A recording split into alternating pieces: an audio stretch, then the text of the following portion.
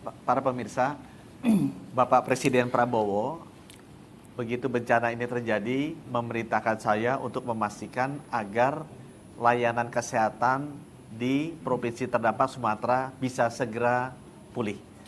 Jadi, saya pertama kali datang ke Sumatera Barat tanggal 28 November. Saya juga sudah 2 kali ke Sumatera Utara dan sudah 3 kali ke Aceh. Jadi dalam 6 minggu ini sudah 6 kali. Jadi rata-rata setiap minggu memang saya selalu berada di daerah bencana. Nah, kita membagi menjadi beberapa tahap.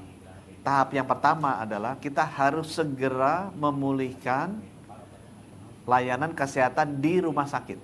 Karena ini adalah layanan yang paling kritikal dan life saving. Karena banyak yang harus segera dirawat di rumah sakit agar kondisinya bisa kita selamatkan. Nah, dari 87 rumah sakit yang terdampak pada saat bencana ini terjadi, kita lihat dalam seminggu beberapa di antaranya bisa pulih kembali. Nah, ada 9 yang benar-benar harus berhenti beroperasi. Jadi tanggal 1 Desember kita membentuk pusat krisis kesehatan, itu sudah prosedur yang standarnya di Kementerian Kesehatan, namanya Health Emergency Operation Center di 3 provinsi dan seluruh kabupaten kota terdampak. Kita melist semua aset rumah sakit karena tahap pertama. Kita lihat 9 berhenti sama sekali tidak bisa operasi.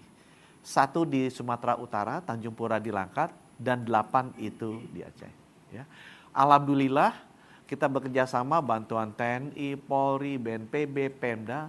Dalam 2 minggu, 9 rumah sakit ini berhasil kita operasikan kembali melayani pasien. Tidak semuanya 100% penuh beroperasi, karena ada yang masih banjir, masih ketutup lumpur, alatnya rusak. Tapi dalam 2 minggu, seluruh 87 RSUD di daerah bencana, termasuk 9 yang banjirnya setinggi pinggang lebih, yang benar-benar udah alatnya udah nggak keru-keruan, itu bisa mulai beroperasi kembali. Nah, sesudah itu di minggu ketiga Desember kita masuk ke tahap kedua, yaitu kita ingin memulihkan kembali layanan kesehatan di seluruh puskesmas. Ini jauh lebih berat karena lebih banyak puskesmasnya, ada 867 dan 152 benar-benar kerendam tinggi sekali, udah berantakan sekali, berhenti beroperasi. Dan alhamdulillah sampai awal Januari 2026 tinggal 3 lagi yang belum bisa beroperasi, yaitu di Aceh Tengah, Rusip Antara, di Aceh Tenggara, Jambu Raklak, dan di Aceh Timur Lokop. Yang Lokop ini benar-benar sudah hancur, jadi ketimpa kayu-kayu besar ya. Jadi puskesmas rubuh, sekarang sedang kita bangun baru. Nah, fungsi puskesmas ini ada 2. 1, melayani kesehatan masyarakat yang tinggal di rumah sekitarnya, itu seperti biasa, kondisi normal juga demikian. Yang kedua, fungsi dia adalah memastikan ada 1.000 titik pengungsian. Pada saat saya datang 2 minggu lalu masih ada 300.000 orang, sekarang udah turun ke 200 ribuan kalau nggak salah, ada BNPB yang harus kita layani. Jadi kenapa puskesmas ini penting? Karena dia fungsinya ada memastikan masyarakat di 3 provinsi yang terdampak dan juga ratusan ribu yang masih ada di 1.000-an posko pengungsian, itu layanan kesehatannya kita bisa layani agar mereka kalau bisa jangan ke rumah sakit. Ya, karena itu begitu masuk rumah sakit kan lebih susah transportasinya, rumah sakitnya juga terbatas, itu yang kita lakukan. Nah, untuk melayani 1.000 titik pengungsian ini, Kementerian Kesehatan memobilisasi relawan kesehatan. Kenapa? Karena tenaga kesehatannya ada di Aceh, Sumatera Barat, sama Sumatera Utara kan terdampak bencana juga. Keluarga juga harus mereka urus, rumah-rumahnya juga hancur sebagian. Jadi kita sudah mengirim 4.000 relawan kesehatan dari segala macam institusi. Institusi pemerintah, TNI, Polri, Kemenkes, Rumah Sakit Kemenkes, beberapa Pemda ngirim. Ada perguruan tinggi dari FK UGM, FK UI, Unhas, Syahkuala, semua datang. Organisasi profesi, ada IDI, IDAI, Persatuan Penyakit Dalam, semua juga datang. Ada juga organisasi-organisasi NGO lainnya, ya, Muhammadiyah, Disaster Recovery Center banyak bantu, Dompet Duafa bantu, Rumah Zakat bantu, MSF itu bahasa Prancisnya apa, Doctors Without Borders itu juga bantu, ya, PMI bantu, Red Cross bantu. 4.000 relawan itu sudah kita kirim dan kita putar setiap 2 minggu sampai 3 minggu. Ya, berotasi. Jadi setiap saat ada 700 sampai 900 relawan kesehatan dengan tugasnya memberikan layanan kesehatan terutama di posko-posko pengungsian tadi karena kita kekurangan tenaga kesehatan di sana. Nah, sejak minggu pertama Januari, begitu sudah tahap 2 selesai, kita masuk ke tahap 3 sekarang adalah memulihkan kembali ke kondisi normal. Ini yang paling berat. Karena alat-alatnya benar dipastikan beroperasi, alat rumah sakit mahal-mahal, puskesmas itu komputernya hilang semua, satu puskesmas ada yang punya 10, ada yang punya 15, rumah sakit itu komputernya hilangnya ya ada yang punya 100, ada 150, tempat tidurnya rusak, nah, nanti kita bisa lihat semuanya. Ya. Itu yang kita lakukan dan sekarang kita sudah memasuki tahap ketiga. Saya berdoa mudah-mudahan akhir Maret ini semua bisa pulih kembali. Ya.